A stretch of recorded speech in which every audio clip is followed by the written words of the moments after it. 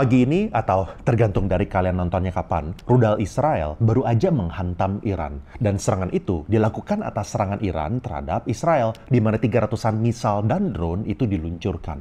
Dan setelah serangan itu, Israel ngasih peringatan bahwa mereka bakal membalas. Walaupun alanya mereka seperti UK dan US itu mendorong Israel untuk deeskalasi. Bahkan, gara-gara 99% misal dan drone itu nggak ada yang nembus pertahanan, US mendorong Israel to take the win. To take the win. Take the win. Take the win. Tapi Israel akhirnya memilih buat ngambil keputusan sendiri dan nyerang Iran balik. Apakah ini titik mulainya Perang Dunia Ketiga? Apakah dunia ini udah lupa atas rasa sakit dan penderitaan yang diakibatkan oleh Perang Dunia Kedua? Gue bakal bahas semuanya di sini. Let's go! Hubungan antara Iran dan Israel dibagi menjadi 4 fase yang besar. Periode ambivalen dari tahun 1947 sampai 1953, periode persahabatan pada era dinasti Pahlavi dari 1953 sampai 1979, periode memburuk setelah Iranian Revolution dari tahun 1979 sampai 1990, dan periode open hostility yang sedang berlangsung sejak berakhirnya Gulf War pada tahun 1991. Dan setelah Islamic Revolution tahun 1979, Iran memutuskan semua hubungan diplomatik dan komersial dengan Israel, dan mereka udah lama terlibat dalam proxy war. Tetapi, eskalasi yang terakhir ini dimulai sejak Israel nyerang gedung di sebelah kedutaan Iran di Damaskus, Syria, yang akhirnya memakan korban jiwa, termasuk Brigjen Mohammad Reza Zahedi. Zahedi adalah komandan militer berpangkat tertinggi yang terbunuh sejak Maijen Qasem Soleimani tewas dalam serangan tahun 2020. Tentu Israel punya alasan dan justifikasi mereka sendiri ya. Iran support Hamas, Hezbollah, dan Houthi rebels, dan masing-masing itu ngedukung pihak lawan di Civil War Syria. Tetapi, serangan Israel terhadap kedutaan Iran itu mengeskalasi ketegangan di Timur Tengah, soalnya serangan kedutaan biasanya dilihat sebagai hal yang terlarang. Dan Iran pun langsung mau ngerespon, dan US-nya aja sampai frustrasi dengan Israel. Dan di sini, gue mau sharing kenapa Iran memilih untuk ngirim 300 drone dan missiles. Setelah serangan kedutaan Iran di Syria, Iran itu punya 3 pilihan. Dan ini spektrumnya dari ujung ke ujung ya. Mulai dari nggak ngapa-ngapain, lanjutin aja proxy war-nya. Atau ngebales sedikit, atau ngebales yang banyak. Dan Iran pasti nggak bikin keputusan ini dengan matang, dan mereka nggak mungkin cuma mikirin satu langkah.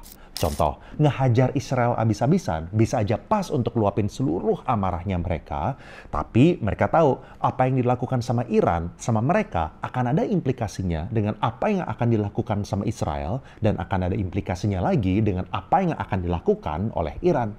Dan Iran pasti mengkalkulasi keputusan mereka dengan pemikiran apa yang terbaik untuk negaranya, bukan apa yang paling pas untuk penuhin seluruh luapan amarah netizennya. Dan Iran ini bukan dalam posisi mau perang sama Israel besar-besaran ya. Dia itu nggak tertarik untuk mulai, dan dia juga nggak tertarik untuk lanjutin. Ekonomi mereka itu lagi nggak baik-baik aja. Penghasilan rata-rata warga di sana itu lagi drop 50%. Lalu kalau misalnya nation state mau mulai perang, yang bijak adalah baru mulai perang kalau misalnya probabilitas untuk menang itu harus di atas 95%. Artinya, kekuatan negaranya itu udah harus jauh lebih kuat dibandingkan sama lawannya.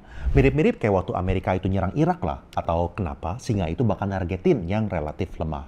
Dan berdasarkan global firepower, Israel itu ranking 17 dari 145, sedangkan Iran itu 14. Jadi ini agak seri kekuatannya. Artinya, kalau misalnya serang-serangan, ini dua-duanya yang bakal babak belur. Oke, kita bahas satu persatu. Kalau misalnya Iran memilih untuk nggak ngapa-ngapain, probabilitas untuk Israel nyerang Iran lagi malah bisa meningkat. Toh, kedutaan dan brigjennya dibunuh aja nggak ada apa-apain, nggak dibales, berarti Iran takut nih sama Israel. Dan otomatis, ini nggak bagus untuk Iran. Soalnya Israel malah bisa tambah berani ke depannya. Kalau misalnya Iran memilih untuk eskalasi serangannya, ngirim private jet, ngebom kiri kanan, kirim pasukan, yang terjadi adalah Israel pasti juga akan mengeskalasi secara besar-besaran dan bahkan berpotensi jadi Perang Dunia Ketiga. Nah, karena Iran berharap untuk deeskalasi, yang mereka lakukan adalah serangan untuk deeskalasi.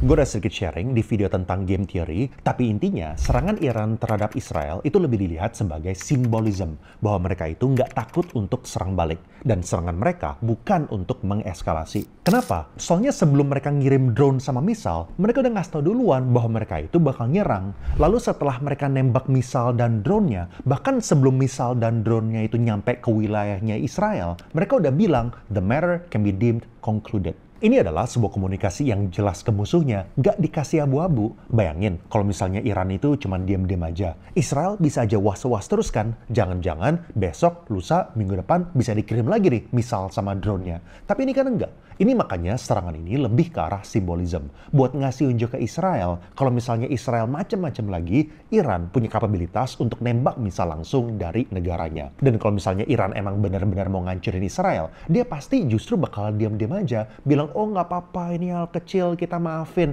Tapi di belakang siapin rencana buat hajar balik. Sama kayak kasusnya Rusia lawan Ukraina kan. Rusia mana pernah bilang ke Ukraina, besok gue bakal hajar lo ya. Hamas mana pernah bilang ke Israel, besok gue bakal serang lo ya, tolong siap-siap. Oke, balik ke sini. Sekarang, Iran udah ambil opsi small offensive. Dengan harapan ini bakal de-escalatory in nature. Bolanya balik lagi ke Israel. Dan pertanyaannya juga sama kan? Mau nggak ngapa-ngapain? Small offensive? Huge offensive? Kalau misalnya Amerika sama UK nyuruh Israel buat lihat pertahanan mereka lawan misal dan drone itu sebagai sebuah kesuksesan. Mereka berharap Israel udah nggak perlu ngapa-ngapain lagi. Tapi Israel nggak mau ya. Netanyahu bilang, we'll make our own decisions. Serangan yang besar dan bisa mengeskalasi tension di Timur Tengah, itu kalau misalnya Israel hajar hal-hal yang strategis yang berkaitan dengan program senjata nuklir atau serangan ke pusatnya Iran. Di sisi lain, serangan terhadap sasaran di bagian barat Iran, misalnya yang terfokus pada lokasi peluncuran rudal atau drone, mungkin akan mendapat tanggapan yang jauh lebih sedikit dari pihak Iran. Apalagi kalau misalnya kerusakannya itu minim dan gak banyak diketahui sama masyarakat luas di Iran. Dan waktu Israel akhirnya beneran nyerang, tentu kita semua deg-degan ya. Apalagi dia itu nyerangnya waktu Iran lagi malam. Jadi di detik-detik atau di jam serangan itu, kerusakan yang diakibatkan sama serangan Israel itu benar-benar nggak bisa kita baca secara pasti. Apakah serangannya ini parah banget atau serangannya itu cuma ringan aja. Dan otomatis market itu langsung drop ya. Dan gue suka lihat sentimen market itu dari Bitcoin. Soalnya pasarnya itu 24/7, nggak kayak S&P 500 yang saat itu lagi tutup. Dan Bitcoin kita bisa lihat langsung anjlok dari 63.000 ke 59.000. Tapi setelah itu Bitcoin terbang lagi ke 65.000. Kenapa Bitcoin terbang lagi? Soalnya, kalau misalnya kita balik ke sini, menurut market, kemungkinan besar Iran itu bakal deeskalasi. Tentu ini disclaimer ya, yang tahu percis apa yang akan terjadi, itu cuma orang-orang yang pencet tombol roket sama misal. Tapi per hari ini, berdasarkan dari apa yang dipublikasikan di media dan pejabat Iran menggambarkan sejumlah kecil ledakan yang menurut mereka diakibatkan oleh pertahanan udara Iran yang menghantam 3 drone di atas kota Isfahan. Khususnya, mereka menyebut insiden tersebut sebagai serangan yang dilakukan oleh penyusup, bukan oleh Israel. Sehingga tidak perlu adanya pembalasan. Kita semua cuma bisa berharap tension di Timur Tengah ini bisa segera mereda ya. Soalnya faktanya, warga Amerika sendiri itu udah pada muak kalau misalnya mereka harus bayar pajak untuk perang di Israel. Banyak dari mereka itu udah marah-marah. Uang pajaknya itu bukannya dipakai buat bangun sekolah, perbaiki infrastruktur, investasi, ngurangin pajak, malah buat bantuin perang sana-sini di Ukraina, di Israel. Jadi otomatis untuk re-election di Amerika nanti, Biden pun juga sama. Dia nggak mau terlibat dalam eskalasi perang.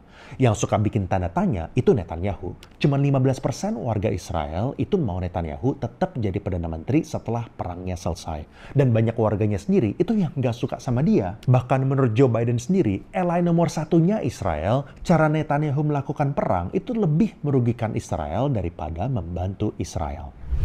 Anyway, gue saranin lo buat nonton video ini tentang game theory. Ini bisa merubah perspektif lo tentang cara dunia ini bekerja. Atau kalau misalnya lo mau nonton tentang apa yang terjadi di crypto crash, lo bisa klik di sini. Thank you and I will see you guys again in the next video.